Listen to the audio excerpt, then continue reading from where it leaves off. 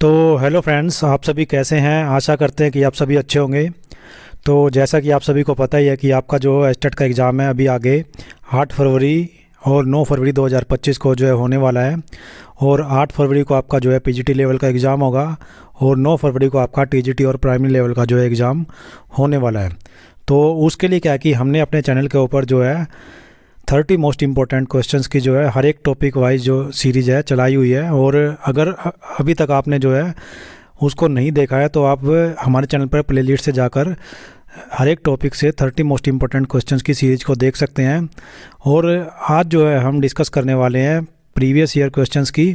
और इसमें सबसे पहले हम बात करेंगे लेवल 1 जो आपका एग्ज़ाम हुआ था दिसंबर 2023 के अंदर, प्रीवियस ईयर्स के अंदर। तो उसको हम आज जो है डिस्कस करेंगे। और बिल्कुल इसके अंदर जो हमने सीडीपी के 30 क्वेश्चन लिए हैं इनको डिटेल से हम क्या है कि यहाँ पे एक्सप्लेनेशन के साथ हर एक ऑप्शन को बल्कि एक्सप्लेनेशन के साथ क्या है कि यहाँ पे डिस्कस करेंगे। तो हर एक क्वेश्चन को आप ध्यान से समझेंगे ताकि आपका एग्ज़ाम के अंदर कोई भी क्वेश्चन ना छूटे, क्योंकि इसके अंदर से ही क्या है कि आपकी क्वेश्चन की क्या है कि रिपीटिशन होती है। तो चलिए शुरू करते हैं। सबसे पहले क्या है कि आपका इसमें लेवल 1 जो आपका एग्ज़ाम हुआ था दिसंबर 2023 और हमने यहाँ पे सेट ए को जो है लिया है। तो सेट आपने सेट के हिसाब से क्या है कि आप क्वेश्चंस को मिला सकते हैं। क्वेश्चन यहाँ पे हम पूरे 30 जो आपके सीडीपी के अंदर आए थे उनको डिस्कस करेंगे बिल्कुल डिटेल के साथ, एक्सप्लेनेशन के साथ। तो चलिए शुरू करते हैं। सबसे पहले बात आती है आपकी सवर्ण बाधित विद्यार्थियों के लिए क्या है कि आपका क्वेश्चन पूछा गया है। फर्स्ट क्वेश्चन आपका चाइल्ड डेवलपमेंट एंड पेडागोजी के अंदर, आपका बाल विकास और शिक्षा शास्त्र के अंदर सवर्ण बाधित जो विद्यार्थी है तो उन विद्यार्थियों के शिक्षण अधिगम के बारे में जो है क्वेश्चन पूछा गया है। तो उनके लिए क्या है कि कौन सा प्रशिक्षण आवश्यक नहीं है। तो प्रशिक्षण आवश्यक नहीं है ये आपसे पूछा गया है। तो इसमें क्या है कि कौन से आपके जो है ऑप्शन दे रखे हैं उनको देख लीजिए एक बार। तो ऑप्शन यहाँ पे जो आपके दिए गए हैं, पहला है आपका ओष्ठ पठन, दूसरा है आपका संकेत भाषा, तीसरा है आपका ब्रेल लिपि, चौथा है आपका गामक प्रशिक्षण। और इस साइड इंग्लिश में देख लीजिए, which training is not necessary for teaching learning of hearing impaired students. तो यहाँ पे लिप रीडिंग, साइन लैंग्वेज, उसके बाद ब्रेल लिप स्क्रिप्ट और उसके बाद मोटर ट्रेनिंग। तो इसका जो राइट आंसर आपका रहने वाला है वो आपका रहेगा यहाँ पे थर्ड। तो ऑप्शन आपके दे रखे हैं ए और बी और सी और सी और डी और ए और सी। तो आपसे पूछा गया है कि प्रशिक्षण आवश्यक नहीं है, यानी जो श्रवण बाधित है, सुनने में जिनको विद्यार्थियों को प्रॉब्लम रहती है तो उनके अधिगम के लिए, उनको सिखाने के लिए कि कौन सा प्रशिक्षण आवश्यक नहीं रहता है। तो आपका आंसर यहाँ पे रहने वाला है थर्ड। इसकी हम डिटेल से एक्सप्लेनेशन समझेंगे, लेकिन पहले आप देख लीजिए इसमें थर्ड के अंदर कौन से ऑप्शन है जो आपके दिए गए हैं जो कि आपके श्रवण बाधित विद्यार्थियों के लिए आवश्यक नहीं रहते हैं। तो सी जो है आपका वो है ब्रेल लिपि। ब्रेल लिपि का यूज जो है वो अंधे विद्यार्थियों के लिए किया जाता है और गामक प्रशिक्षण का यूज भी जो है वो आपका अंधे विद्यार्थियों के लिए किया जाता है। तो यहाँ पे सी और डी जो आपका राइट ऑप्शन रहने वाला है। तो जो श्रवण बाधित है, जो हियरिंग इम्पेयर्ड स्टूडेंट है, उनके लिए क्या है कि जो नेसेसरी नहीं है, आपका नॉट नेसेसरी है आपका, तो वो यहाँ पे आपका ब्रेल स्क्रिप्ट साथ में मोटर ट्रेनिंग। तो इसको हम डिटेल से समझ लेते हैं यहाँ पे डिटेल से किस तरीके से। तो जो सबसे पहले यहाँ पे आपका दिया है कि ब्रेल लिपि जो है वो श्रवण बाधित छात्रों के शिक्षण अधिगम के लिए आवश्यक नहीं रहती है। और श्रवण बाधित जो विद्यार्थी होते हैं, छात्र होते हैं सॉरी, तो छात्रों को पढ़ाने के लिए कौन सी चीज़ें ज़रूरी होती हैं वो आपका है होठ पढ़ना या फिर सांकेतिक भाषा। इनको अच्छे से समझ लीजिए क्योंकि क्वेश्चन आपका आगे भी आ सकता है श्रवण बाधित विद्यार्थियों के लिए। और इसके साथ ही आपका श्रवण सहायक उपकरण। तो ये तीन चीज़ें जो आपकी इम्पोर्टेंट रहती है, सबसे ज़्यादा ज़रूरी रहती है। इसमें होठ पढ़ना आ गया, सांकेतिक भाषा आ गया या फिर श्रवण सहायक उपकरण। ये तीनों ही चीज़ें आपकी महत्वपूर्ण रहती है श्रवण बाधित विद्यार्थियों के लिए।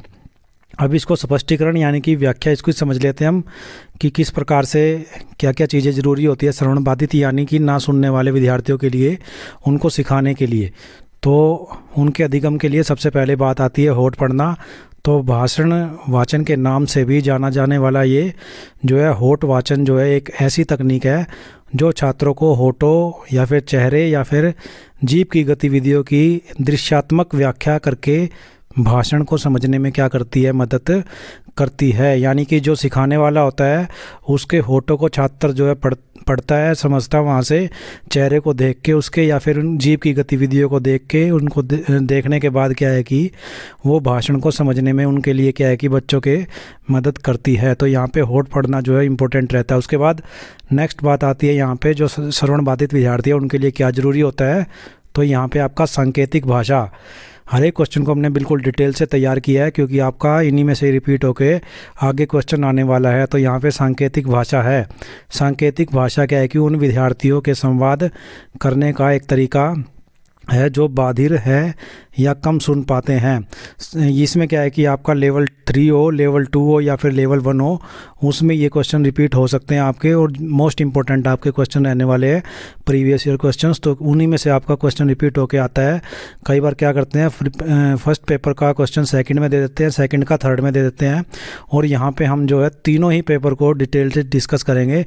आज हम बात कर रहे हैं पहले पेपर की। तो पहले पेपर के अंदर जो क्वेश्चन आए थे 30, उनको हम डिटेल से डिस्कस कर रहे हैं यहाँ पे एक्सप्लेनेशन के साथ, हर एक ऑप्शन को अच्छे तरीके से समझ के। तो अच्छे तरीके से आपने यहाँ पे समझना है ताकि आपका कोई भी क्वेश्चन एग्जाम में CDP से अगर आता है तो वो छूटे ना।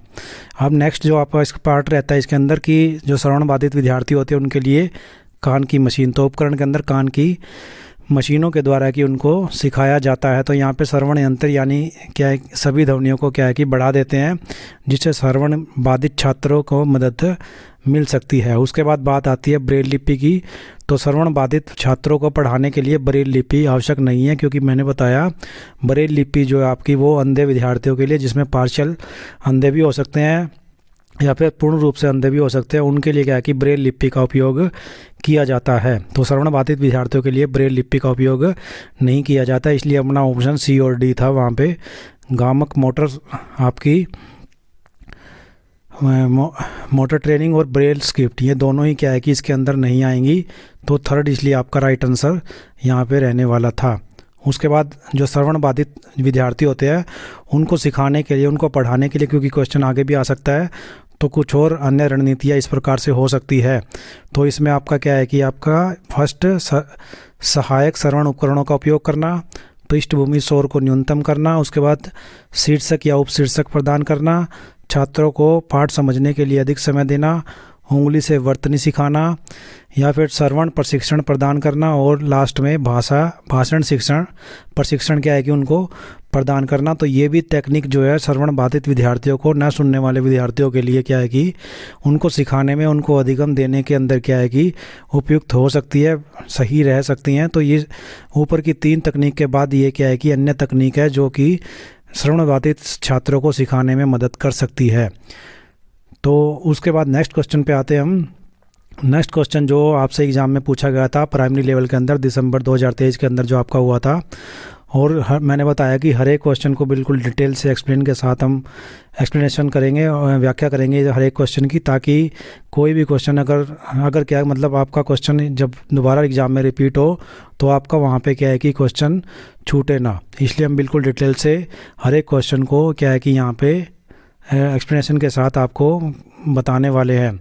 और इसके साथ ही मैं ये भी रिपीट कर देता हूँ कि आपके जो सेकंड और थर्ड पेपर है वो भी जल्दी ही आपको चैनल पर जो है देखने को मिलेंगे। तो उसके लिए चैनल को सब्सक्राइब करके रखें, क्योंकि जैसे ही वीडियो तैयार होगा तो उसका नोटिफिकेशन आपको तुरंत मिल जाएगा अगर आपने चैनल को सब्सक्राइब किया हुआ है। तो सेकंड क्वेश्चन जो है आपका वो है, जब एक बच्चे का नैतिक विकास क्या है कि आपका एक अच्छा लड़का या फिर अच्छी लड़की घोषित होने की इच्छा पर आधारित होता है, तो इस नैतिकता का संबंध किससे होता है? तो व्यक्तिवाद एवं विनिमय, आज्ञाकारिता एवं दंड, या फिर सामाजिक अनुबंध, या फिर अच्छे अंतर्वैयक्तिक संबंध।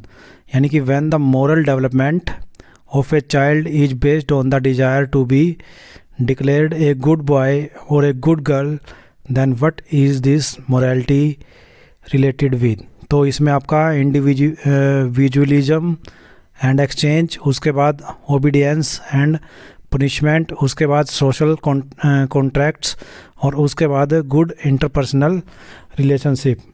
तो इसका जो है आपका राइट आंसर जो रहने वाला है वो रहेगा फोर्थ जो आपका राइट आंसर इसका जो है रहने वाला है। इसको हम व्याख्या भी समझेंगे, एक्सप्लेनेशन के साथ भी समझेंगे।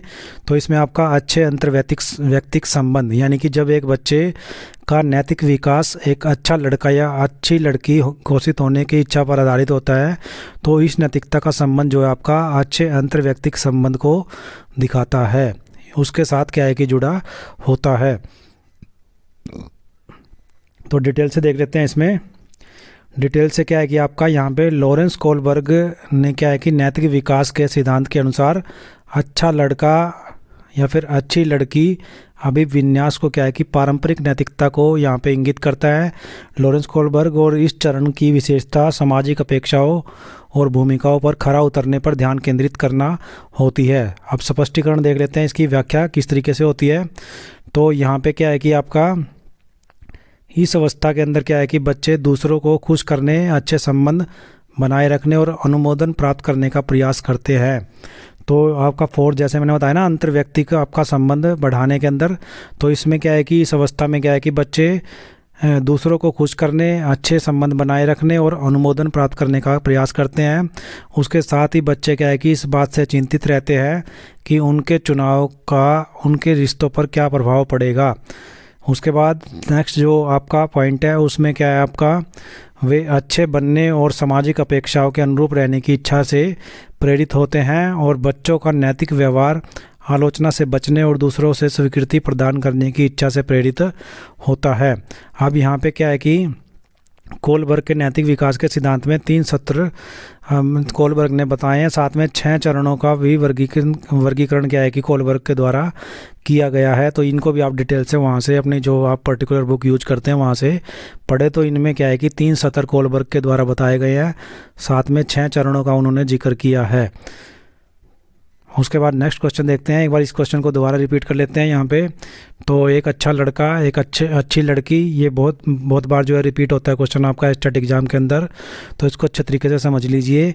आपका राइट आंसर जो है वो कौन सा रहने वाला है, अच्छे अंतर्वैयक्तिक संबंध। और इसके बारे में, नैतिक विकास के बारे में, इस सिद्धांत के बारे में लॉरेंस कोलबर्ग ने जो है अच्छा लड़का अच्छी लड़की अभिविन्यास पारंपरिक नैतिकता को इंगित करता है। और इस चरण में क्या है कि इस चरण की जो विशेषता है वो सामाजिक अपेक्षा और भूमिकाओं पर खरा उतरने पर ध्यान केंद्रित करना होती है। तो यहाँ पे अच्छे अंतर्वैयक्तिक संबंध बनाना इसके साथ क्या है कि ये जुड़ा हुआ है। उसके बाद नेक्स्ट क्वेश्चन पे आते हैं। बिल्कुल एक्सप्लेनेशन के साथ क्या है कि आपको डिटेल से हर एक क्वेश्चन कराया जाएगा यहाँ पे। तो चैनल को सब्सक्राइब करके रखें, क्योंकि यहाँ से जो तैयारी करोगे आपके क्या है कि पास होने के मार्क्स ईजिली आप आराम से ले सकते हैं सीडीपी के अंदर। और बाकी जो सब्जेक्ट्स हैं उनको भी हम जल्दी अपने चैनल के ऊपर लाने जा रहे हैं। तो ज़्यादा से ज़्यादा लोगों के पास चैनल का जो है लिंक जो है शेयर कीजिए, ताकि अच्छे से अच्छे लोग जो है वो यहाँ पे जुड़ सके और क्या है कि अपना एग्ज़ाम जो है क्लियर कर सके। तो थर्ड क्वेश्चन क्या है, निम्नलिखित में से कौन सा कथन जो है अर्जित प्रेरकों की सही व्याख्या नहीं करता है। तो अर्जित प्रेरकों के बारे में पूछा गया है यहाँ पे। वे जन्मजात नहीं होते, वे सार्विक होते हैं। उसके बाद वे जीवित रहने के लिए आवश्यक नहीं होते हैं, वे अधिगम को प्रभावित करते हैं। तो which of the following statement does not correctly explain the acquired motives. तो यहाँ पे क्या है कि निम्नलिखित में से कौन सा कथन जो है अर्जित प्रेरकों को सही व्याख्या नहीं करता है। आपसे सही व्याख्या करता है ये नहीं पूछा गया, बल्कि ये पूछा गया है कि अर्जित प्रेरकों की सही व्याख्या नहीं करता है। तो इसमें आपका है दे आर नॉट इनेट, उसके बाद दे आर यूनिवर्सल, उसके बाद they are not essential to survival, उसके बाद दे अफेक्ट्स लर्निंग। तो पहले देख लेते हैं, इसमें आपका जो आंसर रहने वाला है वो रहेगा थर्ड का 2। तो आपका राइट आंसर जो रहने वाला है वो रहेगा यहाँ पे 2। वे सार्विक होते हैं, यानी कि दे आर यूनिवर्सल। तो इसको डिटेल से समझ लेते हैं किस प्रकार से। तो यहाँ पे क्या है कि वे सार्वभौमिक होते हैं, यह कथन अर्जित उद्देश्यों की सही व्याख्या नहीं करता है। क्यों नहीं करता है? क्योंकि अर्जित उद्देश्य जो है वो सार्वभौमिक नहीं होते हैं, बल्कि प्रत्येक व्यक्ति के लिए अद्वितीय होते हैं तथा उनके अनुभवों द्वारा क्या है कि वो आकार लेते हैं। मतलब कि हर एक व्यक्ति का जो है जो अर्जित उद्देश्य होते हैं वो अलग अलग होते हैं, अद्वितीय होते हैं, सार्वभौमिक सभी के ऊपर एक जैसे जो नियम है वो लागू नहीं होते अर्जित उद्देश्यों के, तो वो सभी के अलग अलग होते हैं तथा उनके जैसे जैसे एक्सपीरियंसेस होते हैं उसके हिसाब से वो क्या है कि आकार लेते हैं। इसलिए आपका राइट आंसर जो आपसे पूछा गया कि नहीं होते हैं, तो नहीं में क्या आएगा आपका, वे सार्वभौमिक नहीं होते हैं, मतलब कि वे सार्विक नहीं होते हैं, दे आर यूनिवर्सल, वे यूनिवर्सल नहीं होते हैं। तो ये आपका करेक्ट आंसर यहाँ पे रहने वाला है जो आपका नहीं में आएगा। उसके बाद इसको व्याख्या के साथ समझ लेते हैं। तो व्याख्या के अंदर क्या है कि सबसे पहले हम समझेंगे अर्जित उद्देश्य क्या होते हैं। तो ये उद्देश्य जन्मजात नहीं होते बल्कि अनुभवों से सीखे जाते हैं और इन्हें द्वितीयक उद्देश्यों से भी द्वितीयक उद्देश्य भी क्या है कि कहा जाता है। तो अर्जित उद्देश्य क्या है कि जन्मजात नहीं होते हैं बल्कि दूसरों से इंस्पिरेशन लेकर क्या है कि ये सीखे जाते हैं और दूसरों के अनुभवों से क्या है कि सीखे जाते हैं और इन्हें द्वितीयक उद्देश्य भी कहा जाता है, क्योंकि ये दूसरों से क्या है कि एक कोई व्यक्ति है जो सीखता है। तो उसके बाद जन्मजात उद्देश्य क्या है, तो ये उद्देश्य जन्म से ही क्या है कि व्यक्ति के अंदर मौजूद होते हैं, बच्चे के अंदर मौजूद होते हैं और व्यवहार के लक्ष्य निर्देशित पैटर्न पर बने होते हैं। इन्हें क्या है कि सहज वृत्ति के नाम से भी जाना जाता है, क्योंकि आगे भी रिपीट होगा आपका क्वेश्चन, तो हर एक पॉइंट को आपने ध्यान से समझना है। तो दोनों का ही मैंने यहाँ पे जिक्र कर दिया, आपको एक्सप्लेन कर दिया है कि जो आपका जन्मजात उद्देश्य है उन्हें क्या कि सहज वृत्ति के नाम से भी जाना जाता है और जन्मजात प्रेरणाओं के उदाहरणों में भूख और प्यास शामिल होते हैं। उसके बाद अर्जित उद्देश्यों के कुछ उदाहरण दे दिए हैं यहाँ पे। तो अर्जित उद्देश्यों के उदाहरणों के अंदर क्या है कि पहले एक बार ऊपर इसमें दोनों पॉइंट्स को ध्यान से समझ लीजिए। अर्जित उद्देश्य का दूसरा नाम जो है वो आपका द्वितीयक उद्देश्य कहलाता है, द्वितीयक उद्देश्य भी इनको बोलते हैं। और जन्मजात उद्देश्यों का जो दूसरा नाम है उसको आप सहज वृत्ति के नाम से भी क्या है कि जान सकते हैं। उसके बाद नेक्स्ट पॉइंट पे आते हैं कि अर्जित उद्देश्यों के कुछ उदाहरण यहाँ पे आपको देखने को मिलेंगे। तो इनमें क्या है कि दृष्टिकोण, रुचि और जिज्ञासा शामिल होते हैं। उसके बाद अर्जित उद्देश्य लोगों को कैसे प्रभावित करते हैं और साथ में आपका क्या है कि अर्जित उद्देश्य इस बात को प्रभावित करते हैं कि लोग दूसरों के साथ किस प्रकार बातचीत करते हैं और किस प्रकार वो सीखते हैं। यानी कि दूसरों के अनुभवों के ऊपर जो बेस्ट आपके उद्देश्य होते हैं उन्हें अर्जित उद्देश्य क्या है कि बोला जाता है। तो ये कुछ पॉइंट क्या मतलब पूरी डिटेल से मैंने आपको बता दिया है। तो इसमें जो आपका राइट आंसर आपने देख ही लिया होगा थर्ड क्वेश्चन के अंदर, वो आपका रहेगा वे सार्विक होते हैं। ये आपका यहाँ पे गलत रहेगा। बाकी तीनों इसके अंदर ऑप्शन आएंगे। वे जन्मजात नहीं होते हैं, कौन से, जो आपके अर्जित प्रेरक होते हैं, अर्जित उद्देश्य होते हैं, और वे जीवित रहने के लिए आवश्यक नहीं होते, वे अधिगम को प्रभावित करते हैं। तो ये तीनों ही चीज़ें इसके अंदर शामिल होंगी, लेकिन सार्विक होते हैं ये इसमें नहीं होगी। तो आपसे नॉट करेक्टली पूछा गया था, तो आपका राइट आंसर सेकंड रहने वाला है। उसके बाद नेक्स्ट क्वेश्चन पे आते हैं। हर एक क्वेश्चन को ध्यान से समझिएगा क्योंकि इसी में से आपके आगे क्वेश्चन रिपीट होकर आने वाले एग्जाम के अंदर। तो नेक्स्ट क्वेश्चन आपका मानसिक आयु का प्रत्यय किसने दिया। फर्स्ट ऑप्शन आपका बीने, सेकंड स्टर्न, तीसरा टर्मन, चौथा वेस्लर, यानी कि who coined the term mental age, यानी कि बीने, उसके बाद स्टर्न, उसके बाद टर्मन, उसके बाद आपका वेस्लर। तो आपका एक्सप्लेनेशन देख लेते हैं। फ्रांसीसी मनोवैज्ञानिक अल्फ्रेड बीने ने क्या है कि मानसिक आयु का शब्द गढ़ा और बीने ने इस शब्द का प्रयोग बच्चों में बुद्धि के विभिन्न स्तरों को मापने के लिए किया। उन्होंने क्या है कि 1905 में थियोडर साइमन के साथ मिलकर पहला बुद्धि परीक्षण किया, जिसे बीने साइमन बुद्धि परीक्षण भी कहा जाता है। बीने साइमन बुद्धि परीक्षण भी क्या है कि इन्होंने ही क्या है कि विकसित किया था। तो मानसिक आयु का जो प्रत्यय है वो किसने दिया, आपका अल्फ्रेड बीने ने। कब दिया, ये आपका इसमें दिया हुआ है कि मानसिक आयु का जो आपका यूज है वो किसने किया, सबसे पहले अल्फ्रेड बीने ने जो किया था। और बीने ने इस शब्द का प्रयोग बच्चों के बुद्धि के स्तरों को मापने के लिए किया। उन्होंने 1905 में थियोडर साइमन के साथ पहला बुद्धि परीक्षण किया और बीने साइमन बुद्धि परीक्षण भी इन्होंने ही क्या है कि विकसित किया। तो आपका राइट आंसर यहाँ पे अल्फ्रेड बीने यानी कि फर्स्ट जो है राइट आंसर आपका रहने वाला है। उसके बाद नेक्स्ट क्वेश्चन पे आते हैं। नेक्स्ट क्वेश्चन आपसे पूछा गया था, 5th क्वेश्चन एग्जाम के अंदर पूछा गया था, वो था शिक्षक की निम्नलिखित में से कौन सा कार्य जो है सृजनशील बच्चों की क्षमता को अवरुद्ध करता है। तो इसमें आपसे पूछा गया है कि कौन सा कार्य आपका सृजनशील बच्चों के अक्षमता को अवरुद्ध करता है, यानी कि विच of the following act of the teacher blocks the potential of creative child.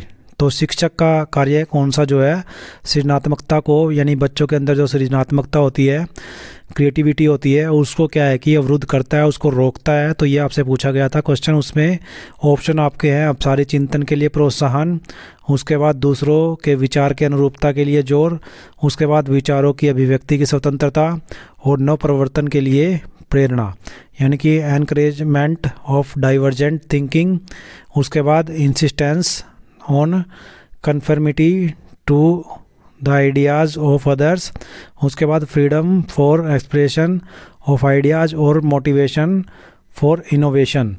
तो इसका जो है राइट आंसर आपका जो रहने वाला है वो रहेगा यहाँ पे सेकंड, दूसरा जो आपका यहाँ पे राइट आंसर जो है ऑप्शन रहने वाला है, यानी कि दूसरों के विचारों के अनुरूपता के लिए जोर। तो जब कोई शिक्षक क्या है कि दूसरों के विचारों पर चलने की क्या है कि किसी विद्यार्थी के लिए फोर्स करता है, तो वो क्या है कि उसकी बच्चे की सृजनात्मकता के लिए सृजनात्मकता को अवरुद्ध का कार्य करता है। इसको डिटेल से समझ लेते हैं एक्सप्लेनेशन के साथ। तो यहाँ पे क्या है कि आपका आंसर आपने देख ही लिया, दूसरों के विचार के अनुरूप होने पर जोर, ये आपका राइट आंसर रहेगा। ये सृजनात्मकता को क्या है कि बाधित करता है, रोकता है, अगर शिक्षकों के द्वारा ऐसा किया जाता है तो इसमें यही रहेगा आपका, यही आपने देखना है। इसमें दूसरों के विचार के अनुरूप चलने पर अगर शिक्षक जोर देता है तो ये क्या है कि बच्चों की सृजनशीलता को क्या है कि बाधित करता है, यानी कि सेकंड जो आपका यहाँ पे राइट आंसर रहने वाला है। उसके बाद नेक्स्ट क्वेश्चन पे आते हैं। नेक्स्ट क्वेश्चन क्या आपका, नेक्स्ट क्वेश्चन में आपसे पूछा गया निम्नलिखित में से कौन सा बुद्धि परीक्षण एक अशाब्दिक बुद्धि परीक्षण है। तो सारे बुद्धि परीक्षण को आपने पढ़ के जाना है क्योंकि इसमें से आपके क्वेश्चन रिपीट होंगे। तो फर्स्ट आपका यहाँ पे ऑप्शन दिया गया है आर्मी अल्फा परीक्षण, उसके बाद रेवेन का प्रोग्रेसिव मैट्रिसेस परीक्षण, बीने साइमन परीक्षण, या फिर जलोटा सामान्य मानसिक योग्यता परीक्षण। So which of the following intelligence test is non verbal intelligence test. तो ये आपका नॉन वर्बल पूछा गया है, अशाब्दिक बुद्धि परीक्षण के बारे में पूछा गया है। तो यहाँ पे आर्मी अल्फा टेस्ट, उसके बाद रेवेंस प्रोग्रेसिव मैट्रिसेस टेस्ट, उसके बाद बीने साइमन टेस्ट, या फिर जलोटा जनरल मेंटल एबिलिटी। तो आपका जो राइट आंसर यहाँ पे रहने वाला है वो रहेगा सेकंड, यानी कि सेकंड जो आपका रेवेन का प्रोग्रेसिव मैट्रिसेस जो परीक्षण है वही आपका क्या है कि ऐसा एक जो है अशाब्दिक बुद्धि परीक्षण है, यानी कि नॉन वर्बल इंटेलिजेंसी टेस्ट है। डिटेल से समझ लेते हैं इसको एक्सप्लेनेशन के साथ। तो इसमें क्या है कि आपका जो मैंने बताया कि आपको हर एक जो टेस्ट है वो अच्छे तरीके से पढ़ के जाना है, लेकिन यहाँ पे हम जिक्र कर रहे हैं जो हमारा आंसर है रेवेंस प्रोग्रेसिव मैट्रिसेस, जो कि नॉन वर्बल जो है आपका टेस्ट रहने वाला है। तो इसमें रेवेंस प्रोग्रेसिव मैट्रिसेस, जिसको शॉर्ट में आरपीएम बोलते हैं, तो एक गैर मौखिक बुद्धि परीक्षण होता है और इसका उपयोग ही क्या है कि अमूर्त तर्क तथा सामान्य बुद्धि को मापने के लिए किया जाता है। स्पष्टीकरण देख लेते हैं यहाँ पे व्याख्या के साथ। तो आंसर आपने देख ही लिया होगा, मैच कर लिया होगा अपना। उसके बाद आरपीएम एक समूह परीक्षण है, यानी कि रेवेंस प्रोग्रेसिव जो आपका मैट्रिसेस है वो आपका क्या है कि एक समूह परीक्षण है जो प्राय 60 आइटमों का होता है। तो हर एक पॉइंट आपने ध्यान से समझना है क्योंकि इसमें से ही आगे क्वेश्चन आपका रिपीट होने वाला है। तो इसके अंदर आइटम कितने होते हैं, 60 आइटम होते हैं। उसके बाद ये पैटर्न को मैट्रिसेस के रूप में प्रस्तुत करता है, जैसे कि 2-2, 3-3 की मैट्रिसेस, या फिर 4-4, या फिर 6-6, इस तरीके से। उसके बाद आरपीएम को क्या है कि तरल बुद्धि का एक गैर मौखिक अनुमान माना जाता है। उसके बाद यह जो है अन्य अमूर्त तर्क परीक्षणों जैसे कि हलवा लैब्स लॉजिक टेस्ट या फिर मैट्रिगमा के समान होता है। तो हर एक पॉइंट आपके लिए इम्पोर्टेंट है। इसमें आरपीएम का ही जिक्र है क्योंकि आरपीएम के बारे में ही क्या है कि आरपीएम हमारा राइट आंसर था। उसके बाद मैंने बताया कि बाकी के जो 3 ऑप्शन है उनको भी आप ज़रूर पढ़ के जाएं। 3 जो बाकी के टेस्ट हैं उनको भी डिटेल से आप पढ़ के जाएं। तो नॉन शाब्दिक जो आपसे पूछा गया था, एक अशाब्दिक जो बुद्धि परीक्षण है वो आपका कौन सा था? रेवेंस का प्रोग्रेसिव मैट्रिसेस टेस्ट।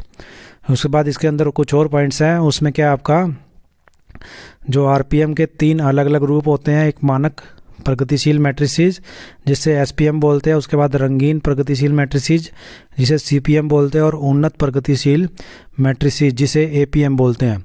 उसके बाद आरपीएम को संस्कृति मुक्त परीक्षण भी माना जाता है। तो हर एक पॉइंट आपके लिए इम्पोर्टेंट है, पॉइंट अपने नोटबुक में नोट भी कर सकते हैं आप। तो इसी तरीके से रिवाइज करेंगे तो आपका क्वेश्चन ये छूटेगा नहीं अगर एग्ज़ाम में दोबारा से रिपीट होता है तो। उसके बाद नेक्स्ट क्वेश्चन पे आते हैं जो आपसे एग्ज़ाम में पूछा गया था प्रीवियस ईयर एग्ज़ाम के अंदर, तो वो था प्राइमरी लेवल के अंदर जो पूछा गया था, ये आपका था अनुदेशात्मक कार्यक्रम के बारे में। अनुदेशात्मक कार्यक्रम के दौरान प्रतिपुष्टि द्वारा सुधार के उद्देश्य से किया गया मूल्यांकन क्या कहलाता है? योगात्मक, निदानात्मक, व्यवस्थात्मक, उसके बाद निर्माणात्मक या फिर रचनात्मक। यानी कि the evaluation done for the purpose of improvement through feedback during the instructional programme is called are summative, diagnostic, systematic या फिर फॉर्मेटिव। तो आपका राइट आंसर जो रहने वाला है वो रहेगा फोर्थ, फॉर्मेटिव, यानी कि निर्माणात्मक या रचनात्मक जो है राइट आंसर आपका रहने वाला है। एक बार क्वेश्चन को पहले एक बार ध्यान से देख लीजिए, फिर इसका जो है हम व्याख्या सहित जो है अध्ययन करेंगे यहाँ पे। तो अनुदेशात्मक कार्यक्रम के बारे में पूछा गया है, प्रतिपुष्टि द्वारा सुधार के उद्देश्य, चाहे वो अध्यापक के अंदर हो या विद्यार्थियों के अंदर हो, तो उनके उद्देश्य से किया गया जो मूल्यांकन है वो क्या कहलाता है आपका? ऑप्शन आपके दिए हुए थे, योगात्मक, निदानात्मक, उसके बाद व्यवस्थात्मक या फिर निर्माणात्मक और रचनात्मक। तो आपका राइट आंसर यहाँ पे निर्माणात्मक और रचनात्मक, यानी कि इंग्लिश में बोलते हैं उसको फॉर्मेटिव रहने वाला है। फॉर्मेटिव इवैल्यूएशन जो है वो रहने वाला है। तो डिटेल से समझ लेते हैं इसको। तो राइट आंसर आपको पता लग ही गया होगा, रचनात्मक मूल्यांकन रहेगा। अब यहाँ पे हर एक मूल्यांकन को हम ध्यान से समझ लेंगे क्योंकि आपका इसी में से जो है क्वेश्चन आगे आने वाला है। तो इसमें फर्स्ट आपका है योगात्मक मूल्यांकन क्या होता है? तो शिक्षण अवधि के अंत में छात्र को के सीखने का मूल्यांकन करता है। योगात्मक मूल्यांकन यानी शिक्षण की जो पूरी अवधि हो जाती है, अवधि के अंत में जो है जब मूल्यांकन किया जाता है तो उसे योगात्मक मूल्यांकन बोलते हैं। और योगात्मक मूल्यांकन का उपयोग जो है यह निर्धारित करने के लिए किया जाता है कि क्या विद्यार्थी ने विषय वस्तु में निपुणता हासिल कर ली है, तथा ग्रेड प्रदान करने के लिए इसका क्या है कि उपयोग किया जाता है। यानी कि शिक्षण अवधि के बिल्कुल अंत में जो किया गया जो मूल्यांकन होता है, इवैल्यूएशन होता है, वो आपका योगात्मक मूल्यांकन कहलाता है। उसके बाद बात करते हैं नैदानिक मूल्यांकन की। हर एक पॉइंट को बिल्कुल नोट करके रखें आप कॉपी के अंदर, अपनी नोटबुक के अंदर। सीखना शुरू होने से पहले छात्र की ताकत और कमजोरियों का क्या है कि निर्धारण किया जाता है। और नैदानिक मूल्यांकन अक्सर कक्षा या प्रशिक्षण स्तर के प्रारंभ में दिए जाने वाले प्रश्नों की एक श्रृंखला क्या है कि होती है। तो ये है आपका नैदानिक मूल्यांकन, यानी कि सीखना शुरू होने से पहले छात्र की ताकत और कमजोरियों का निर्धारण करने के लिए जो आपका मूल्यांकन किया जाता है उसे क्या बोलते हैं? नैदानिक मूल्यांकन उसको बोला जाता है।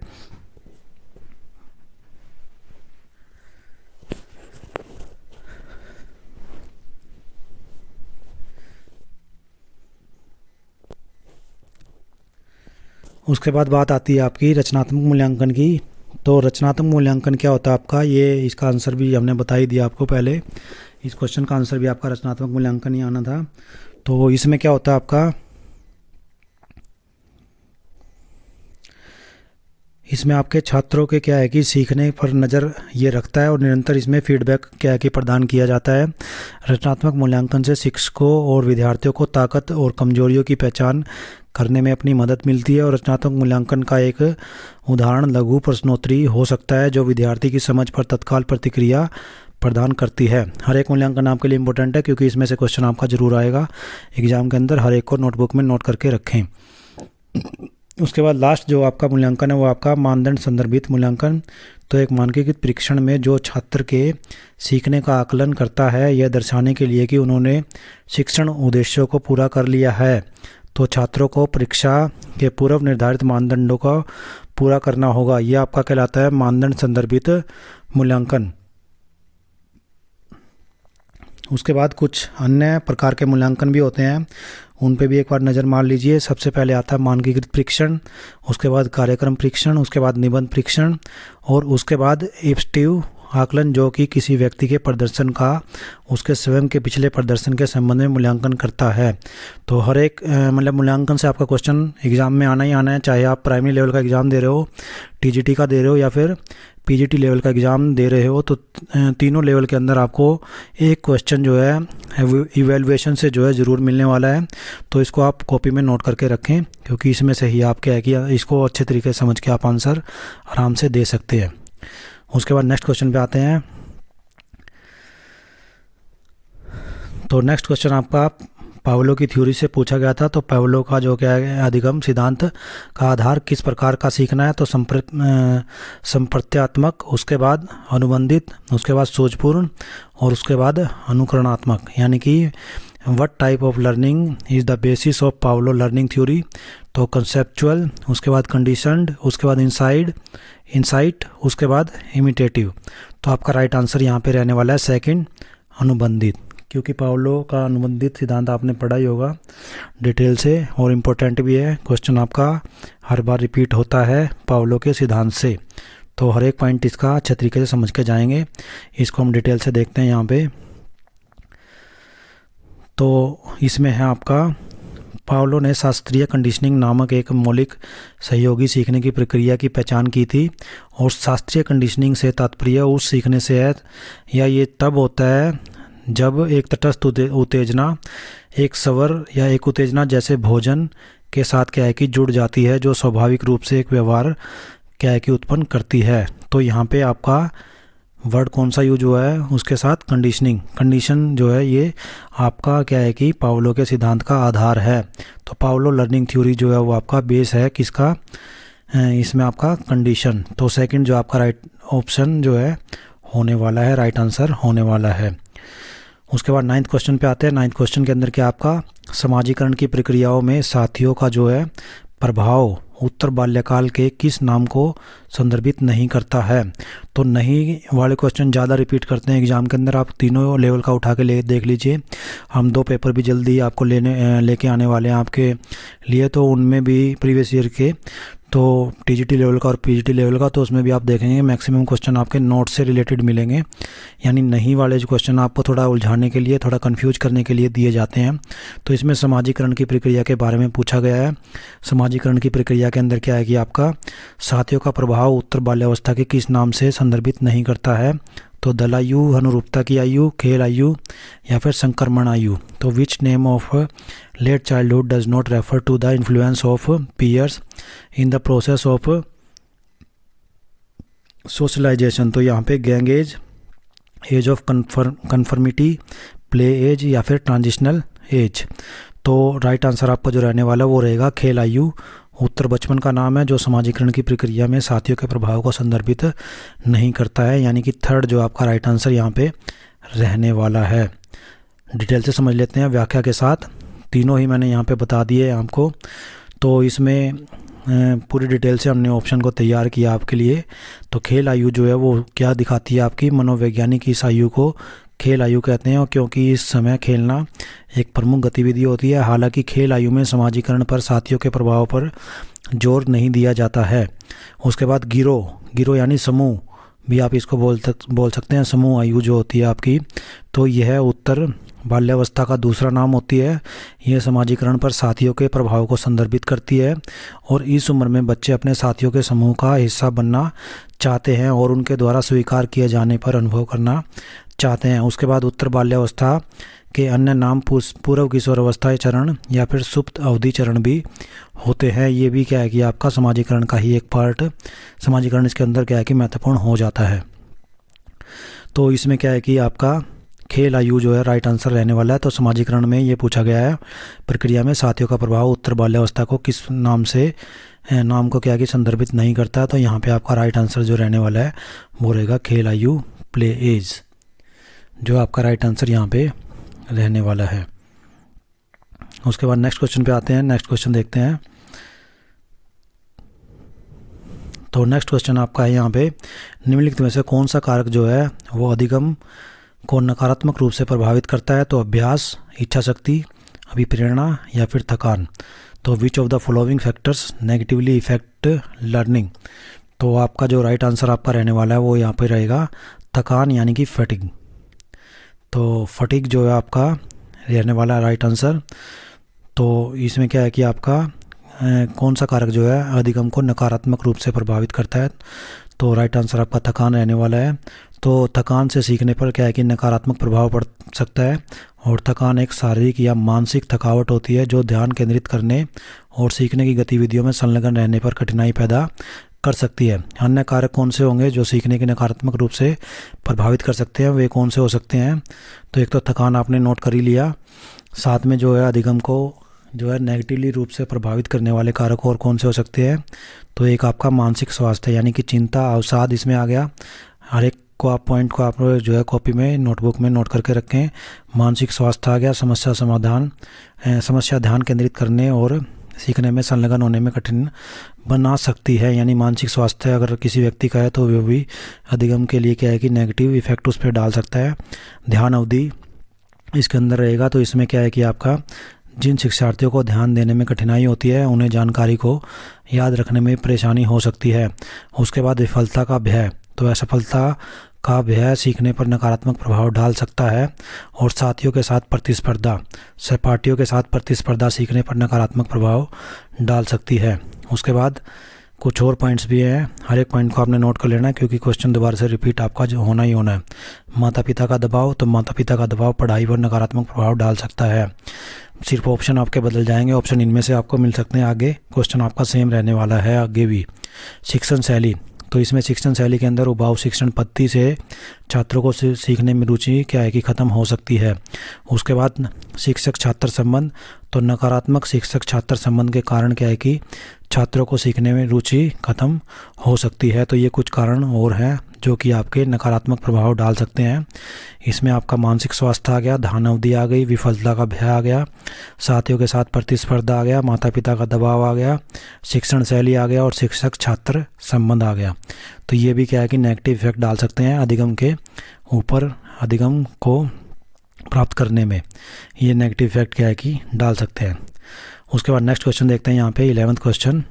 तो 11th क्वेश्चन में निम्नलिखित में से कौन सा कारक जो है व्यक्तिगत भिन्नताओं को प्रभावित करने वाले वंशानुगत कारकों को सम्मिलित नहीं करता है। यहाँ भी नहीं का क्वेश्चन आ गया जैसे मैंने बताया था। तो इसमें शारीरिक संरचना, बुद्धि, अक्षमता या फिर अभिवृत्ति, यानी तो which of the following factors is not included the heredity factors affecting individual differences. So physical structure, intelligence, aptitude या एटीट्यूड। तो इसका जो है राइट आंसर आपका जो रहने वाला है वो रहेगा आपका 11th का 4th, अभिवृत्ति यानी एटीट्यूड। तो एक्सप्लेनेशन के साथ समझ लेते हैं। तो इसमें क्या है कि अभिवृत्ति उन आनुवंशिक कारकों में शामिल नहीं है जो व्यक्तिगत भिन्नताओं को प्रभावित करते हैं। ऐसा इसलिए क्योंकि दृष्टिकोण का एक बाह्य कारक होता है जो आनुवंशिकता या पर्यावरण से जुड़ा नहीं होता है। उसके बाद इसका स्पष्टीकरण व्याख्या के साथ देख लेते हैं हम। तो आनुवंशिकता क्या है कि आनुवंशिक कारक जैविक या शारीरिक निर्धारक होते हैं जो व्यक्तिगत तंत्र को प्रभावित करते हैं। उसके बाद भौतिक संरचना एक जैविक और भौतिक निर्धारक होते हैं जो व्यक्तिगत तंत्रों को प्रभावित करती है। बुद्धि एक ऐसा कारक है जो बच्चों के बीच व्यक्तिगत तंत्र को प्रभावित कर सकता है। उसके बाद अभिक्षमता, जिसको बोलते हैं कौशल भी आप बोल सकते हैं इसको। तो योग्यता या कौशल या अभिक्षमता एक ऐसा कारक होता है, तीनों नाम एक ही है, जो व्यक्तिगत तंत्र को प्रभावित कर सकता है। उसके बाद नेक्स्ट पॉइंट इसमें आता है सामाजिक निर्धारक। तो सामाजिक निर्धारकों में समुदाय में व्यक्ति के स्थान को समाजशास्त्रीय पहलू शामिल इसके अंदर होते हैं। उसके बाद नेक्स्ट जो आपका पॉइंट है इसमें वो है आपका मनोवैज्ञानिक निर्धारक। तो मनोवैज्ञानिक निर्धारकों में व्यवहार, भावनाएं और विचार और व्यक्तिगत लक्षण क्या है कि शामिल होते हैं। तो आपका जो राइट आंसर है आपने देख ही लिया होगा, राइट आंसर आपका अभिवृत्ति यहाँ पे रहने वाला है। और अभिवृत्ति क्या है कि उन आनुवंशिक कारकों में शामिल नहीं होता जो व्यक्तिगत भिन्नताओं को प्रभावित करते हैं। ऐसा इसलिए क्योंकि दृष्टिकोण एक बाह्य कारक है जो आनुवंशिक या पर्यावरण से जुड़ा नहीं होता, यानी एटीट्यूड जो है एक बाह्य कारक होता है जो आपका आनुवंशिकता या पर्यावरण से जुड़ा नहीं होता है। इसलिए आपका राइट आंसर यहाँ पे एटीट्यूड रहने वाला है। उसके बाद नेक्स्ट क्वेश्चन पे आते हैं। नेक्स्ट क्वेश्चन जो आपका एग्ज़ाम के अंदर पूछा गया था आपका प्रीवियस ईयर के अंदर, वो है थॉर्नडाइक को बिल्ली पर सीखने के प्रयोग में एक विशिष्ट व्यवहार सीखने के लिए किस प्रकार विप्रयोग का उपयोग किया गया है। हर एक ऑप्शन को और अच्छे तरीके से समझें क्योंकि यहाँ से ही आपके क्वेश्चन रिपीट होने हैं। तो थॉर्नडाइक ने बिल्ली पर सीखने के प्रयोग में एक विशिष्ट व्यवहार सीखने के लिए किस प्रकार के अभिप्रेरक का प्रयोग किया है। जैविक अभिप्रेरक, सामाजिक अभिप्रेरक, बाह्य अभिप्रेरक या वातावरणीय अभिप्रेरक। तो what type of motive used of specific behaviour in Thorndike learning experiment on cat. तो biological motive, social motive, extrinsic motive और या फिर एनवायरमेंटल मोटिव। तो 12th का जो है राइट आंसर आपका जो रहने वाला है वो रहेगा आपका फर्स्ट, यानी बायोलॉजिकल मोटिव, जैविक आपका जो है यहाँ पे रहने वाला है जैविक अभिप्रेरक। फर्स्ट जो है यहाँ पे आपका राइट आंसर रहने वाला है। डिटेल से समझ लेते हैं। तो एडवर्ड थॉर्नडाइक ने क्या है कि यहाँ पे बिल्ली के प्रयोग में प्रयुक्त प्रेरणा एक बाह्य प्रेरणा थी जो कि पुरस्कार या प्रोत्साहन है जो किसी कार्य को प्रेरित करता है। तो यहाँ पे आपका यहाँ पे आंसर आपका थर्ड जो है रहने वाला है, थर्ड एक्सट्रिंसिक मोटिव। तो बाह्य प्रेरणा थी ये आपकी। तो बिल्ली पर प्रयोग जो है प्रयुक्त प्रेरणा बाह्य प्रेरणा थी जो एक पुरस्कार प्रोत्साहन है जो किसी कार्य को प्रेरित करता है। तो थर्ड जो आपका राइट आंसर यहाँ पे रहने वाला है एक्सट्रिंसिक मोटिव। उसके बाद यहाँ पे स्पष्टीकरण की बात करते हैं। तो व्याख्या के अंदर क्या है कि थॉर्नडाइक ने अपने प्रयोगों में बिल्लियों का प्रयोग करके एक यह अध्ययन किया कि जानवर परीक्षण और त्रुटि के माध्यम से कैसे सीखते हैं। और इसमें क्या है कि एक प्रयोग में थॉर्नडाइक ने एक बिल्ली को एक बक्से में रखा जिसमें एक लीवर लगा था जो दरवाज़ा खोलकर बिल्ली को बाहर निकाल देता था। बिल्ली बाहर निकलने के लिए विभिन्न तरीकों को आजमाती और अंततः लीवर से टकरा जाती थी।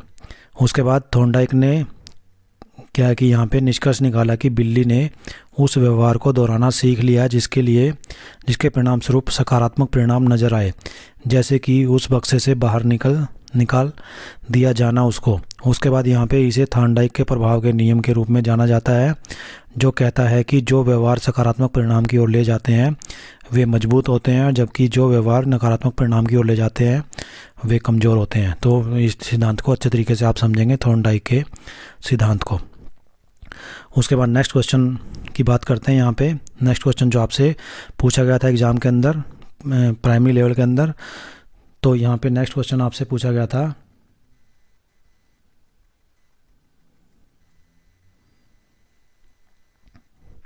नेक्स्ट क्वेश्चन था निम्नलिखित में से कौन सी जो है उत्तर बाल्यावस्था बच्चों की उपयुक्त सामाजिक व्यवहारिक विशेषता नहीं है। सहयोग, सहानुभूति, परानुभूति या फिर अहम केंद्रिता।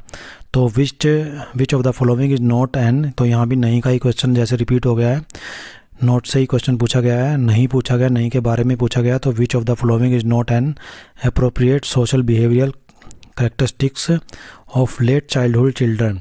इसमें कोऑपरेशन, सिंपथी, एम्पथी या फिर आपका ईगो सेंट्रिज्म।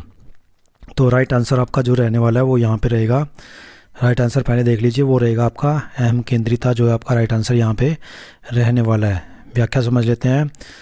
अहम केंद्रिता जो है उत्तर बाल्यावस्था में प्रवेश करने वाले बच्चे की उपयुक्त सामाजिक व्यवहार विशेषता नहीं है। और अहम केंद्रिता यह समझने में असमर्थता है कि दूसरों की राय की या दृष्टिकोण भिन्न हो सकते हैं। स्पष्टीकरण देख लेते हैं, व्याख्या देख लेते हैं। तो हर एक पॉइंट को हमने अच्छे तरीके से यहाँ पे आपके लिए एक्सप्लेन किया है। अहम केंद्र क्या होता है? अहम केंद्रिता का अर्थ है कि दूसरे लोगों के दृष्टिकोण को समझने में कठिनाई। यह बच्चों, किशोरों और वयस्कों में पाया जा सकता है, मतलब तीनों में ही पाया जा सकता है, वयस्कों में, बच्चों में या फिर किशोरों में। उसके बाद समानुभूति। तो सहानुभूति जो है आपकी वो क्या होती है, यहाँ पे लोगों को अधिक सहयोगी और दयालु बना सकती है। उदाहरण के लिए क्या है कि जो माता पिता अपने बच्चों के प्रति अधिक सहानुभूति रखते हैं वे चिकित्सा प्रक्रियाओं के दौरान उन्हें कम दर्द महसूस करने में मदद कर सकते हैं। उसके बाद सहयोग एक उपयुक्त सामाजिक व्यवहार है। किसी भी पॉइंट से क्या है कि आपका क्वेश्चन आगे रिपीट हो सकता है, तो हर एक पॉइंट को अच्छे से समझें। सहयोग एक उपयुक्त सामाजिक व्यवहार है जो उत्तर बाल्यावस्था के बच्चों की विशेषता होता है। तो इसमें आपका क्या है कि ये 3 पॉइंट हमने यहाँ पे क्लियर किए, अहम केंद्रिता या फिर समानुभूति और सहयोग। और अहम केंद्रिता जो आपके वो यहाँ पे राइट आंसर इसका रहने वाला था।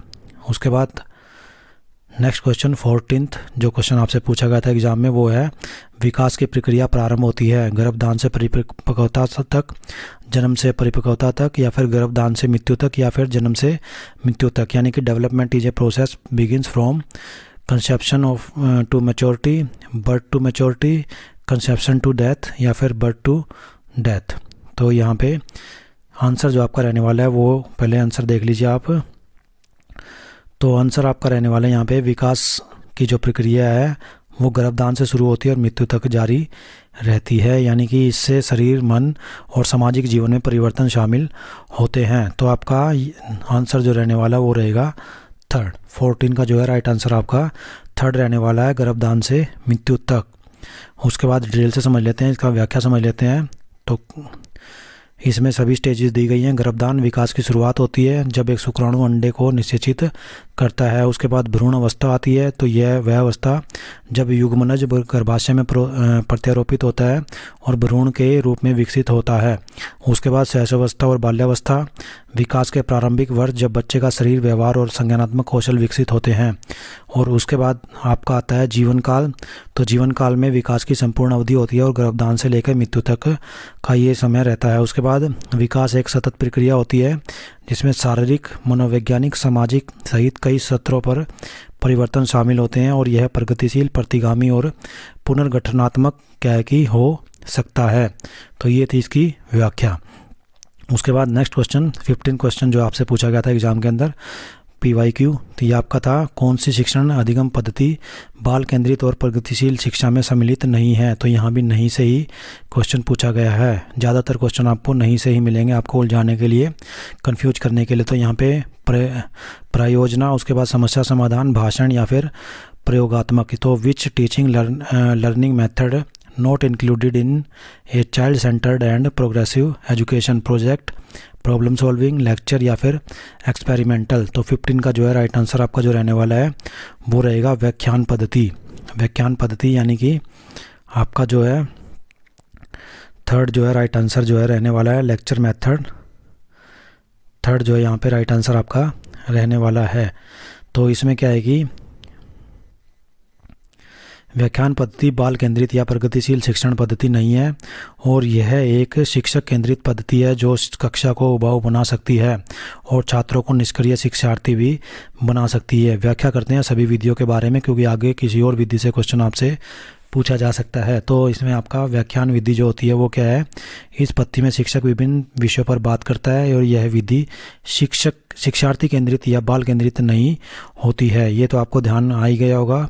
उसके बाद नेक्स्ट जो आप यहाँ पे बाल केंद्रित और प्रगतिशील शिक्षा के लिए क्या है कि इस प्रकार की शिक्षा बच्चे की आवश्यकताओं पर ध्यान केंद्रित करती है और आत्म अभिव्यक्ति को प्रोत्साहित करती है। परियोजनाएं समस्या समाधान या प्रयोगशाला कार्य जैसी विधियाँ बाल केंद्रित होती है। तो इसमें आपका परियोजना आ गया, समस्या समाधान आ गया, प्रयोगशाला आ गया, ये सारी विधियाँ क्या है कि आपकी बाल केंद्रित होती हैं। उसके बाद नेक्स्ट क्वेश्चन की बात करते हैं 16 की जो आपसे पूछा गया था एग्जाम के अंदर प्राइमरी लेवल के। तो इसमें प्रीवियस ईयर के अंदर जो पूछा गया था वो था निम्नलिखित में से कौन सा एक बाह्य अभिप्रेरक नहीं है, अनुमोदन, सत्ता, उपलब्धि या फिर विश्राम। तो which of the following is not N extrinsic motive. तो यहाँ पे आपका अप्रूवल, पावर, अचीवमेंट या रेस्ट। तो आंसर आपका रहने वाला है यहाँ पे विश्राम यानी रेस्ट जो आपका राइट आंसर यहाँ पे रहने वाला है। डिटेल समझ लेते हैं एक्सप्लेनेशन के साथ। तो इसमें क्या है कि बाह्य प्रेरणा के कुछ उदाहरण दिए गए हैं, उनको आप ध्यान कर लीजिए।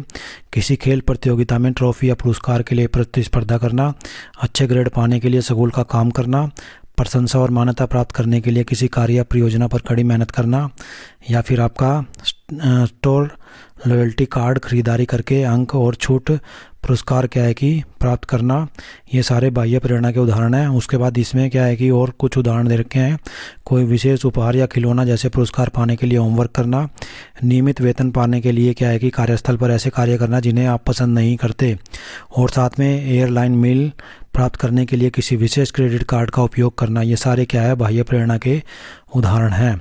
तो इसमें क्या है कि बाह्य अभिप्रेरक के और तो ये उदाहरण है ही अनुमोदन, सत्ता, उपलब्धि, और साथ में मैंने कुछ और आपको एग्जाम्पल दिए हैं जो कि आपके बाह्य प्रेरणा के उदाहरण है, लेकिन इसमें जो आपका नहीं है ये पूछा गया, तो ये आपका ये विश्राम जो है राइट आंसर यहाँ पे रहने वाला है। उसके बाद नेक्स्ट क्वेश्चन पे आते हैं। नेक्स्ट क्वेश्चन में आपसे पूछा गया था 17 क्वेश्चन के अंदर, वो था आपका विभिन्न आवश्यकताओं वाले विद्यार्थियों की समावेशी कक्षा के लिए कौन सी शिक्षण अधिगम व्यू रचनाएं जो है महत्वपूर्ण होंगी। हर एक क्वेश्चन आपके लिए इंपॉर्टेंट है, तो बिल्कुल डिटेल से हमने जो आपके लिए तैयार किया है एक्सप्लेनेशन को, तो अच्छे तरीके से समझें, अच्छे तरीके से देखें और लास्ट तक हर एक क्वेश्चन को देखें, तो इसमें आपको पूरा जो पेपर है वो अच्छे तरीके से क्लियर हो जाएगा। टॉपिक आपको हर एक टॉपिक अच्छे तरीके से आता मिलेगा एग्जाम के अंदर। तो इसमें नेक्स्ट क्वेश्चन जो आपसे पूछा गया वो है विभिन्न आवश्यकता वाले जो विद्यार्थी होते हैं उनमें समावेशी कक्षा के लिए क्या है कि कौन सी शिक्षण अधिगम व्यू रचनाएं महत्वपूर्ण होंगी। बहु संवेदी शिक्षण, उसके बाद सहयोगी अधिगम, साथी शिक्षण या फिर दल शिक्षण। तो फर्स्ट जो आपका ऑप्शन दे रखा है ABD, सेकंड B और C, थर्ड A और D और फोर्थ आपका ABCD। तो इसका जो राइट आंसर आपका रहने वाला है 17 का वो रहेगा आपका फोर्थ। इसमें चारों ही ऑप्शन इसके अंदर शामिल होंगे। इसमें बहुसंवेदी शिक्षण भी होगा, सहयोगी अधिगम भी होगा, साथी शिक्षण भी होगा और दल शिक्षण भी होगा। तो इसमें जो आपका है एक बार देख लीजिए, इसमें जो राइट आंसर आपका यहाँ पे जो विशेष आवश्यकता वाले बच्चे होते हैं उन बच्चों को पढ़ाने के लिए सहयोगी शिक्षण और सहकर्मी शिक्षण सबसे अच्छी रणनीतियाँ होती हैं, और ये रणनीतियाँ सामान्य बच्चों के साथ सीखते समय उनका आत्मविश्वास बढ़ाएंगी। सक्रिय शिक्षण में संलग्न होकर उन्हें गुणवत्तापूर्ण अनुभव प्रदान क्या है कि होगा, अनुभव प्रदान होगा। और इसमें क्या है कि आपका चारों ऑप्शन आपके यहाँ पे रहने वाले हैं, यानी कि फोर्थ जो आपका राइट आंसर यहाँ पे रहने वाला है।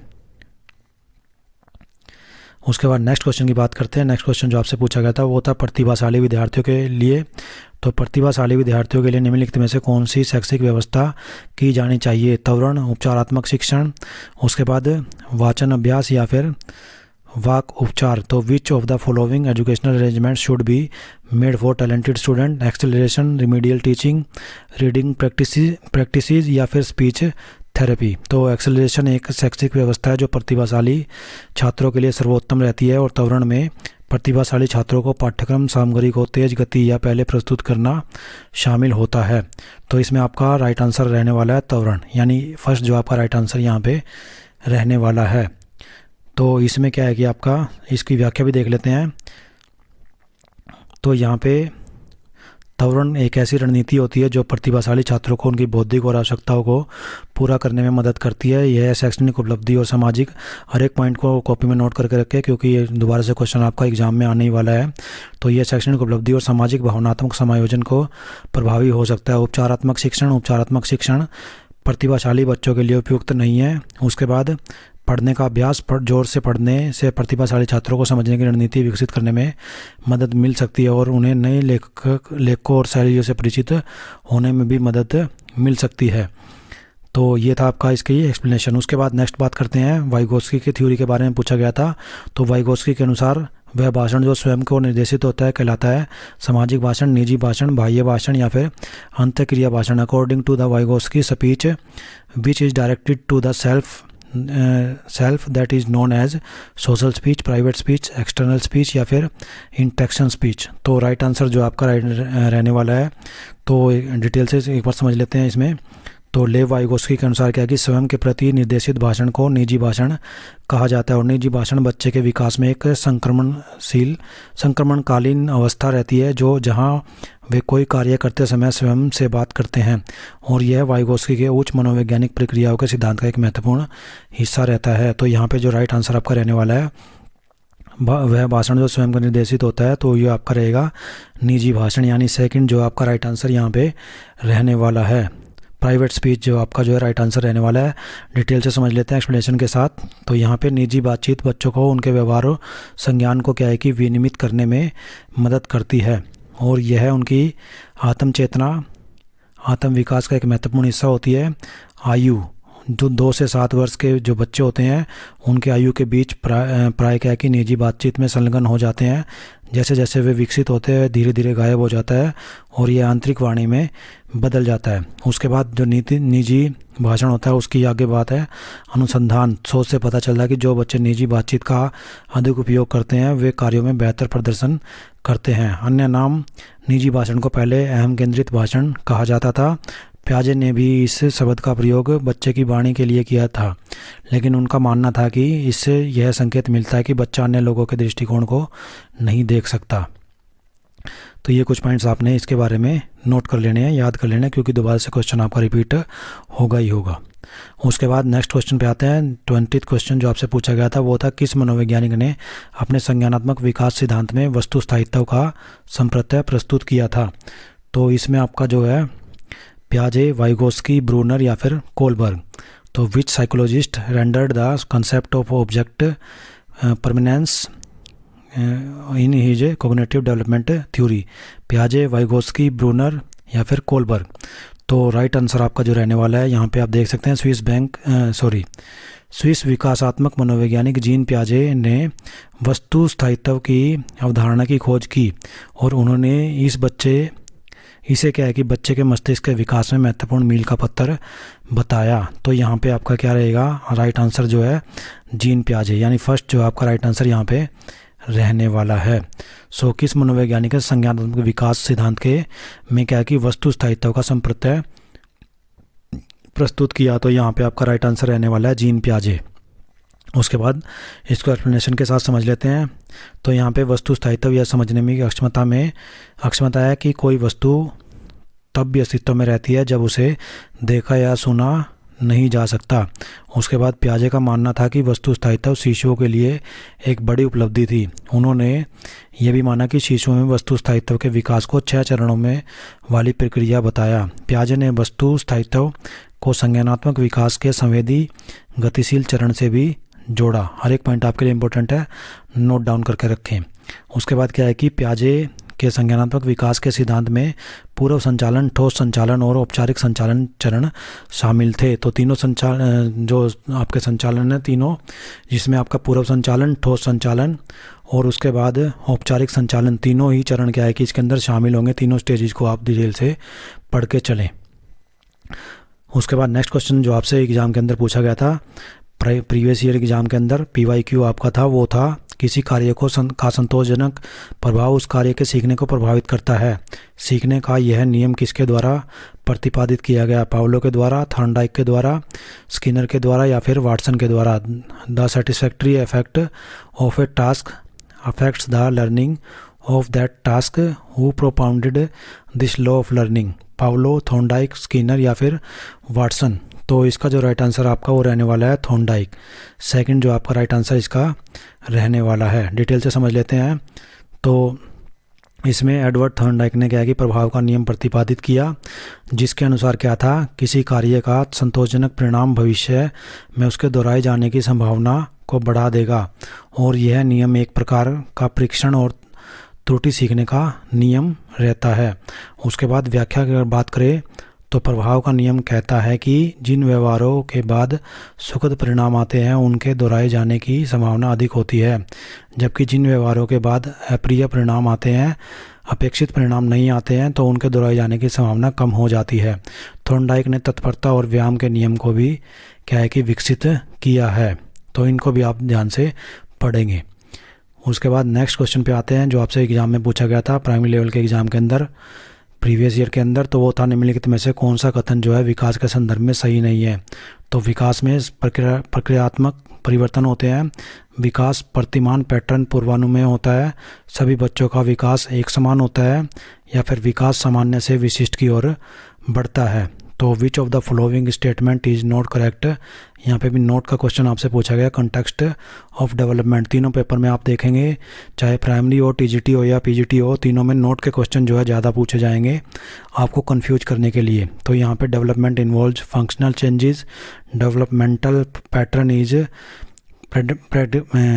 प्रेडिक्टेबल, उसके बाद all children develop the same, उसके बाद development proceeds from general to specific. So इसका जो राइट आंसर आपका रहने वाला है 22 का, वो रहेगा आपका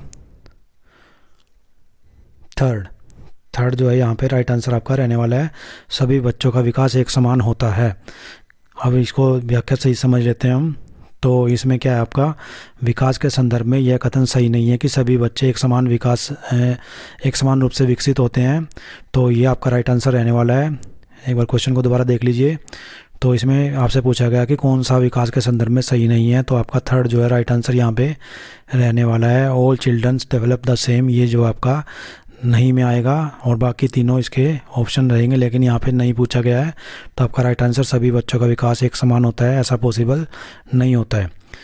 उसके बाद इसका स्पष्टीकरण देखते हैं, व्याख्या देखते हैं। तो इसमें आपका है, विकास एक ऐसी प्रक्रिया है जिसमें शारीरिक, संज्ञानात्मक, भावनात्मक और सामाजिक परिवर्तन शामिल होते हैं जो व्यक्ति के पूरे जीवन में होते रहते हैं।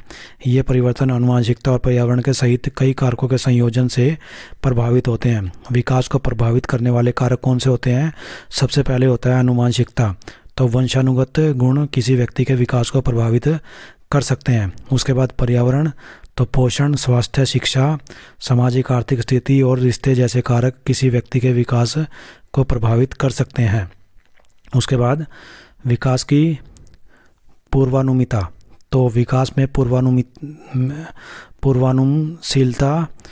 पूर्वानुमानशीलता जो है बच्चों को यह जानने में मदद कर सकती है कि उन्हें क्या अपेक्षा करनी चाहिए, और जिससे क्या है कि उन्हें अपने व्यवहार को व्यवस्थित करने में मदद मिल सकती है। उदाहरण के लिए क्या है, आपका कक्षा के नियमों और समय सारणी को जानने में बच्चों को समय पर पहुंचने और नियमों का पालन करने में मदद मिल सकती है।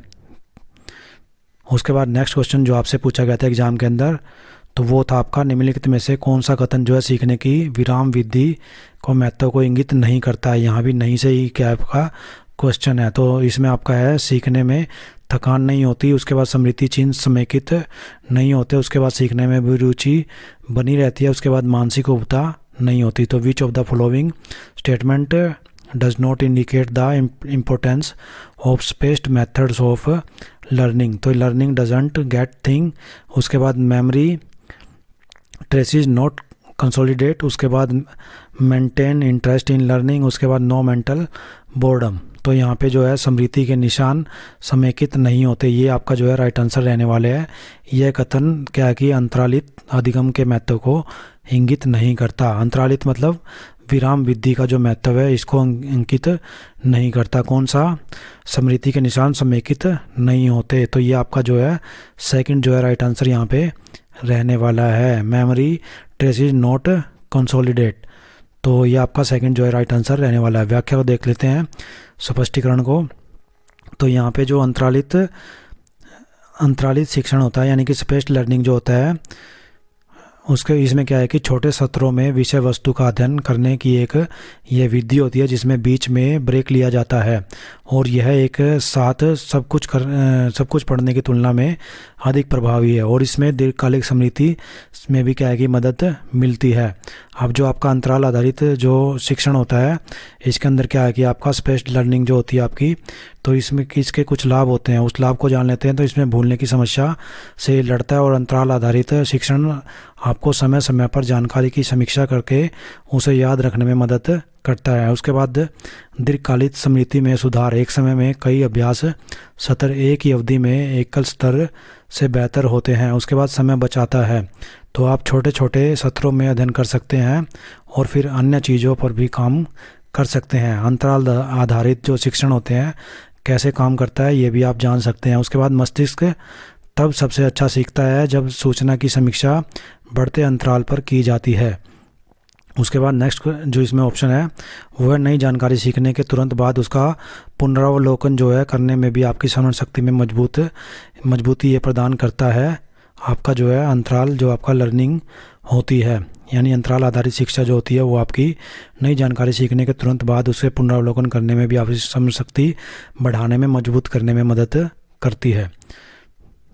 उसके बाद नेक्स्ट क्वेश्चन जो आपसे पूछा गया था वो था निम्नलिखित में PYQ जो आपसे पूछा गया था 24th आपका था, निम्नलिखित में से जो है आपका कौन निबंधात्मक प्रकार के प्रश्नों का रूप नहीं है? तो यहाँ भी नहीं सही क्वेश्चन है, वर्णनात्मक, विश्लेषणात्मक, या फिर प्रत्याभिज्ञानात्मक, या फिर आलोचनात्मक, यानी कि विच of the following is not a form of ऐसे टाइप क्वेश्चन, तो डिस्क्रिप्टिव, एनालिटिकल, रिकॉग्निशन या फिर क्रिटिकल। तो इसकी राइट जो आंसर आएगा वो आएगा आपका मान्यता प्राप्त या फिर प्रत्याभिज्ञानात्मक। ये जो आपके ऐसे टाइप क्वेश्चन का क्या आएगी आपका टाइप नहीं है, यानी निम्नलिखित में कौन सा जो है निम्नात्मक प्रकार के प्रश्नों का एक रूप नहीं है। तो यहाँ पे आपका थर्ड जो है राइट आंसर रहने वाला है। रिकॉग्निशन टाइप जो है वो आपका क्या है कि ऐसे टाइप क्वेश्चंस को डिनोट नहीं करती है, उसको नहीं दिखाती है। तो आपका राइट आंसर थर्ड जो है रहने वाला है। उसके बाद नेक्स्ट क्वेश्चन देखते हैं। नेक्स्ट क्वेश्चन आपसे पूछा गया था, किस अधिगम में निरयोक्ता में निम्नलिखित हस्तक्षेप कार्यक्रम सुझाए गए? भाषाई समझ के लिए प्रयास या फिर वर्तनी सुधार के लिए अभ्यास। तो in which learning disability the following intervention programmes are suggested, efforts for linguistic comprehension, drill for spelling correction. तो इसमें डिस्लेक्सिया, उसके बाद आपका डिसमैग्नीशिया और उसके बाद डिसग्राफिया या फिर डिसकैल्कुलिया, यानी कि डिसलेक्सिया, डिसमैग्नीशिया, उसके बाद डिसग्राफिया और डिसकैल्कुलिया। तो आपका राइट आंसर यहाँ पे रहने वाला है डिसलेक्सिया, यानी फर्स्ट जो आपका राइट आंसर यहाँ पे रहने वाला है। तो आपसे जो पूछा गया है, किस अधिगम निरयोक्ता के अंदर डिसेबिलिटी जिसको बोलते हैं, डिसेबिलिटी के अंदर क्या है कि आपका हस्तक्षेप कार्यक्रम ये सुझाए गए हैं उसके सुधार के लिए। तो इसमें भाषाई समझ के लिए प्रयास और वर्तनी सुधार के लिए अभ्यास। तो राइट आंसर आपका जो रहने वाला है वो आपका फर्स्ट जो है राइट आंसर यहाँ पे रहेगा डिसलेक्सिया। विवरण सही समझ लेते हैं, व्याख्या सहित इसमें समझ लेते हैं डिसलेक्सिया के बारे में। तो एक सीखने संबंधी जो विकलांगता जो पढ़ने, वर्तनी और गणित को प्रभावित करती है, यह मस्तिष्क के उन भागों में अंतर के कारण होती है। डिसलेक्सिया जो भाषा का प्रसंस्करण करते हैं। अब डिसलेक्सिया से जो पीड़ित व्यक्ति होता है, लोग होते हैं, उनकी वाणी की ध्वनियों को पहचानने तथा उनका अक्षरों और शब्दों में संबंध समझने में कठिनाई होती है। इससे डिकोडिंग और शब्द पहचान कौशल खराब हो सकता है, जिससे परिणाम स्वरूप खराब शब्दावली और कमज़ोर पठन समझ हो सकती है। सीखने के क्या है कि यहाँ पे सीखने संबंधी विकलांगताएं ऐसी स्थितियाँ जो मस्तिष्क द्वारा सूचना के प्रसंस्करण को प्रभावित करती है। वे भाषा को समझना या उसका प्रयोग करना और गणित करना या गतिविधियों का समन्वय करना कठिन बना सकती हैं। उसके बाद सीखने संबंधी सभी जो आपकी मेन इम्पोर्टेंट जो डिसेबिलिटीज़ हैं उनका जिक्र यहाँ पे किया गया है। तो हर एक को अगर आपने अभी तक नहीं समझा है तो हर एक को ध्यान से समझे और अपनी कॉपी के अंदर नोट डाउन करके रखे, क्योंकि इससे रिलेटेड क्वेश्चन आपका एग्जाम में आएगा ही आएगा। तो यहाँ पे नेक्स्ट आपका यही डिसलेक्सिया के बारे में मैंने बता ही दिया। शब्दों को सही और धारा प्रवाह ढंग से पढ़ने में कठिनाई जब आपको होगी तो वो डिसलेक्सिया को दिखाती है। उसके बाद डिसग्राफिया जो आपकी तो लेखन में कठिनाई, जिसमें अक्षर बनाने और रिक्त स्थान के भीतर लिखने में कठिनाई शामिल होती है। उसके बाद डिसकैल्कुलिया, तो डिसकैल्कुलिया क्या होती है, गणित की अवधारणाओं जैसे जोड़, गुणा और मापन में कठिनाई जब होती है तो ये आपकी डिसकैल्कुलिया कहलाती है। उसके बाद वाणी एप्राक्सिया जो होती है वो क्या होती है, तो बोलने में या जो आप कहना चाहते हैं उसे कहने में कठिनाई, या आपकी वाणी एप्राक्सिया को क्या है कि दिखाती है। उसके बाद केंद्रीय श्रवण प्रसंस्करण विकार जिसको बोलते हैं एपीडी, तो ये आपका जो एपीडी क्या होता है, भाषा से संबंधित कार्यों को समझने और याद रखने में कठिनाई जब होती है तो वो कहलाता है केंद्रीय श्रवण प्रसंस्करण विकार, यानी कि एपीडी। उसके बाद अशाब्दिक अधिगम विकार, इसको NVLD बोलते हैं। ये चेहरे के भाव, शारीरिक भाषा और आवाज़ की टोन को समझने में कठिनाई जब आपको होती है तो ये आपका अशाब्दिक अधिगम विकार NVLD कहलाएगा। उसके बाद नेक्स्ट आपका ये है दृश्य अवधारणात्मक दृश्य मोटर घाटा, या फिर हाथ आँख समन्वय और मोटर गतिविधियों में कठिनाई जब आपको होती है तो ये आपका दृश्य अवधारणात्मक या फिर दृश्य मोटर घाटा कहलाती है।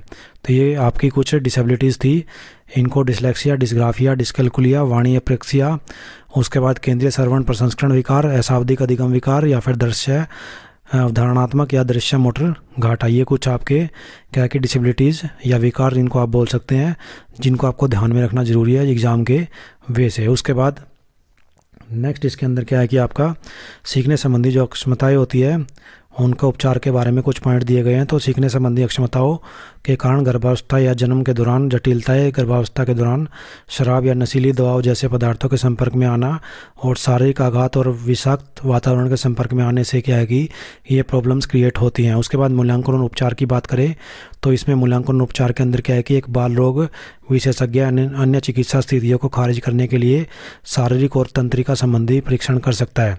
शिक्षक क्या है कि कक्षा में व्यवहार का निरीक्षण कर सकते हैं और शैक्षणिक प्रदर्शन का आकलन भी कर सकते हैं। सीखने संबंधी विकलांगता की गंभीरता के कारण के आधार पर आवास और सहायता सेवाएं प्रदान की जा सकती हैं। उसके बाद नेक्स्ट क्वेश्चन की बात करते हैं। नेक्स्ट क्वेश्चन जो आपसे पूछा गया था वो था आपका निम्नलिखित में से कौन सा जो कथन है अधिगम के संबंध में सही नहीं है। तो ये आपका क्या है कि कौन सा कथन अधिगम के संबंध में सही नहीं है। तो अधिगम अभ्यास द्वारा व्यवहार में परिवर्तन लाता है, परिवर्तन है, या अधिगम अनुभव के परिणाम स्वरूप होता है। अधिगम व्यवहार में अपेक्षाकृत स्थायी परिवर्तन है। अधिगम परिपक्वता के कारण व्यवहार में परिवर्तन होता है। तो which of the following statement is not correct regarding learning. तो learning is a change in behaviour through practices. उसके बाद learning occurs as a result of experiences. Learning is relatively permanent change in behaviour. Learning is a change in behaviour due to maturity. तो right answer जो आपका रहने वाला है यहाँ पे 26 का वो रहने वाला है फोर्थ जो आपका राइट आंसर ये है रहने वाला है। Learning is a change in behaviour due to maturity. अधिगम परिपक्वता के कारण व्यवहार में परिवर्तन है।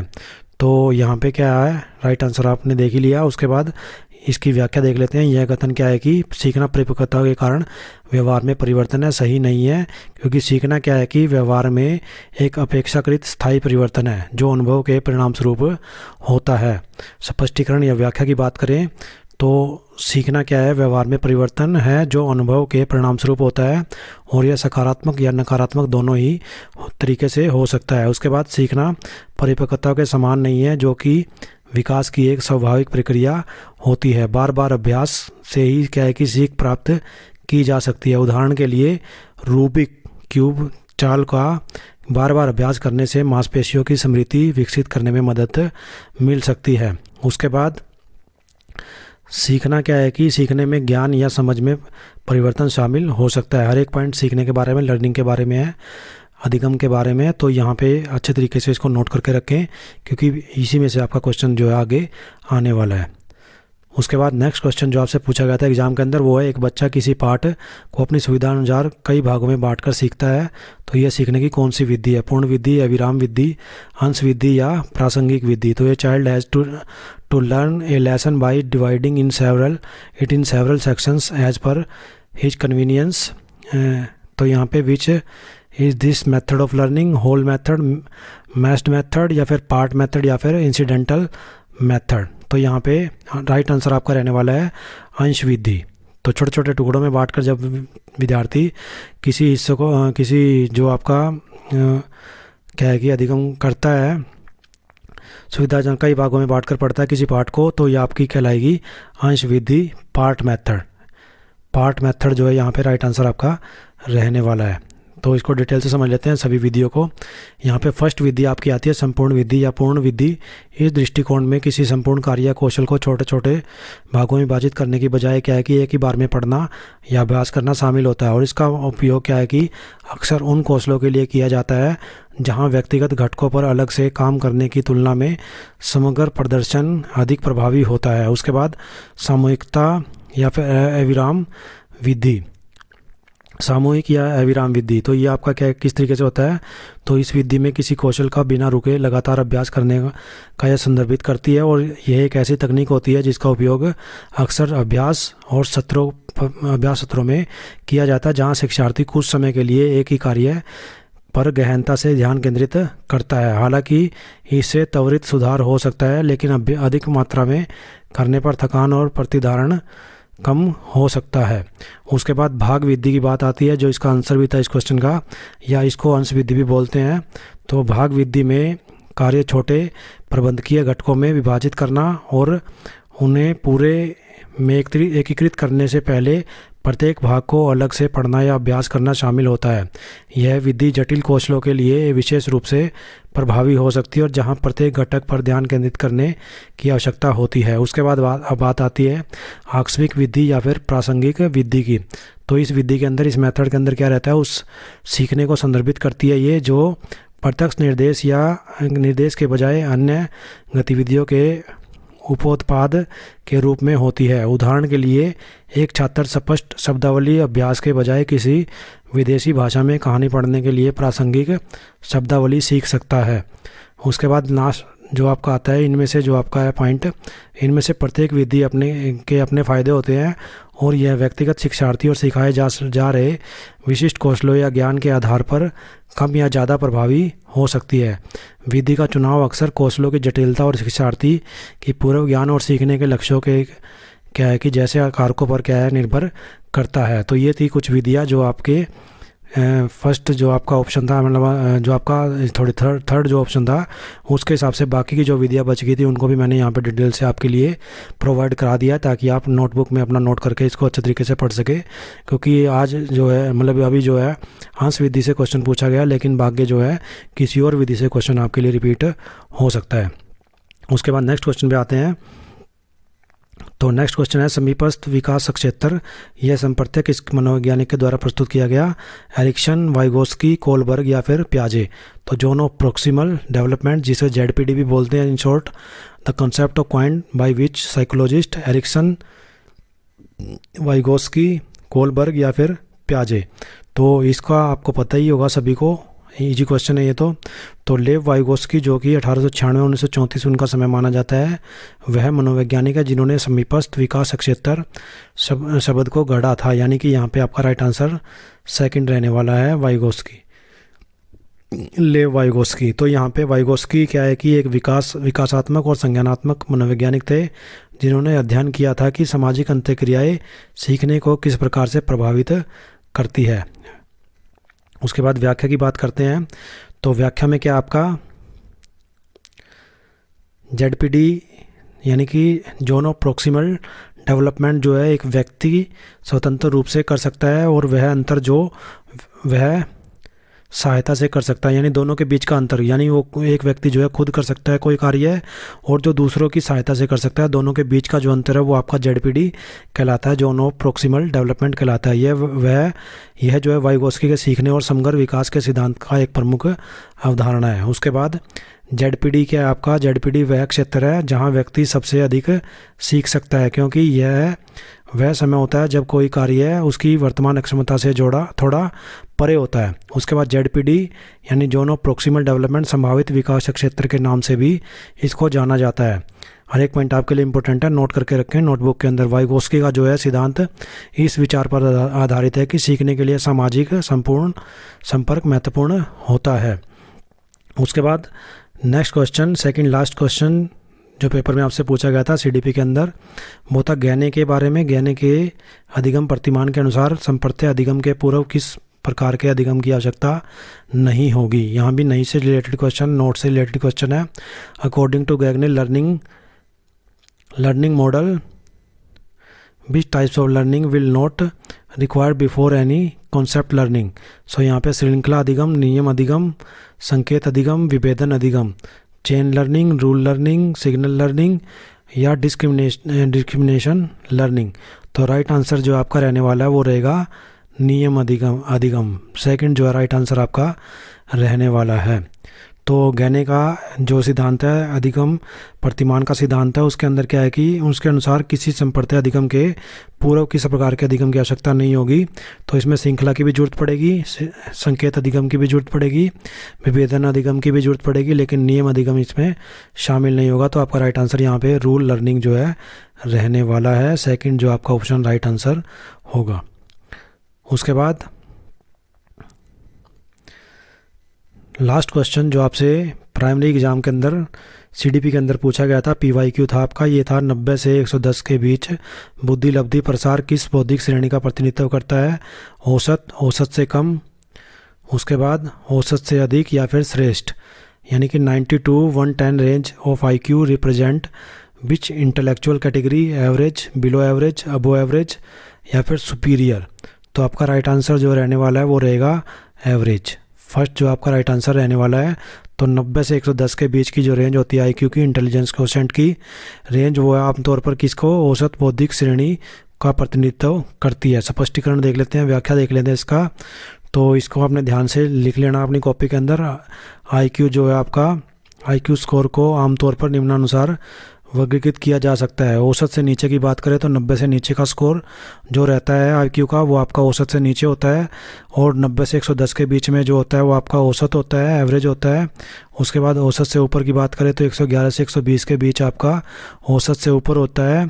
उसके बाद सुपीरियर की बात करें तो 120 से ऊपर जिसकी आईक्यू होती है वो आपका सुपीरियर में काउंट किया जाता है। और उसके बाद औसत आईक्यू सीमा आपको पता ही है, औसत आईक्यू सीमा 100 पर निर्धारित किया गया इसको, और जिसमें अधिकांश जनसंख्या 68% दोनों और एक मानक विचलन के भीतर आती है, जो आमतौर 85 से 115 है। इसलिए 90 से 110 का जो आईक्यू स्कोर है वो औसत सीमा के भीतर माना जाता है। तो हर एक पॉइंट को आपने नोट कर लेना, क्योंकि इसी में से आपका क्वेश्चन नेक्स्ट आने वाला है। इसी पॉइंट्स के अंदर से बुद्धि लब्धि से जब आपसे क्वेश्चन पूछा जाएगा तो इसी में से आपका जो है क्वेश्चन जो है बनेगा। तो हर एक पॉइंट को नोट डाउन करके रखें। तो ये थे आपके प्राइमरी लेवल से PYQ, ऑल 30 PYQ हमने यहाँ पे डिस्कस किए CDP से, और बिल्कुल डिटेल के साथ डिस्कस किए। तो वीडियो को ज़्यादा से ज़्यादा लाइक कीजिए, एंड जो एस्टेट की तैयारी कर रहे हैं उनको क्या है कि हर एक को इसको शेयर कीजिए, ज़्यादा से ज़्यादा शेयर कीजिए, ताकि ज़्यादा से ज़्यादा एस्पायरेंट्स की इससे हेल्प हो सके। क्योंकि हर एक क्वेश्चन को जो है हमने बिल्कुल डिटेल से यहाँ पे एक्सप्लेन किया है, और इस एक्सप्लेनेशन का आपको फ़ायदा उठा सकते हैं। साथ में जो आपके साथी हैं वो भी इसका फ़ायदा उठा सकते हैं। तो लाइक करते समय, लाइक करने के बाद क्या है कि ज़्यादा से ज़्यादा लोगों के पास इसको शेयर करें। और साथ में क्या है कि हमारा जो TGT लेवल का जो PYQ है और PGT के जो PYQ है वो आपको जल्दी ही चैनल के ऊपर देखने को मिलेंगे। तो उसके लिए क्या है कि उसका नोटिफिकेशन आपको तुरंत मिले, तो उसके नोटिफिकेशन के लिए चैनल को सब्सक्राइब करके रखें। धन्यवाद।